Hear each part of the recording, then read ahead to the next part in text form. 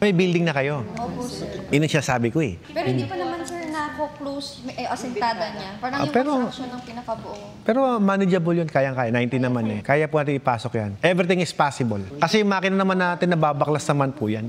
Pag gagawa kayo ng water station, lakihan nyo na yung pinto, 1 meter. Ang reason ng ganun, kung bakit gusto ko malaki ang pinto, in any case na may mangyari, mas madali kayo makapaglabas. Tsaka hindi naman siya regular house eh. Malit na planta yun eh. Kaya kung kaya nyo maglagay ng malaki, may iba nga glass lang lahat, anything na may mangyari, madali nyo basagin yun, makapasok, makalabas ng gamit. One-stop shop dito eh. May construction kami, may machine shop kami, ano pa hanap ninyo? Pati sidecar, gumagawa kami. So halimbawa po, magpa-avail ng package 9, magkano po yung additional gastos para kayo na rin po yung Per square meter tayo, sir. Rough po ba? Sementado lahat? Gusto nyo plaster lahat? Pwede rin. Kapag ka ganun kasi, sir, nasa 15,000 per square na tayo ngayon. Hindi po yung minimum na sukat para sa water refilling. 15,000 times mo yan sa 25 square. Kasi 25 square tayo eh. Oh.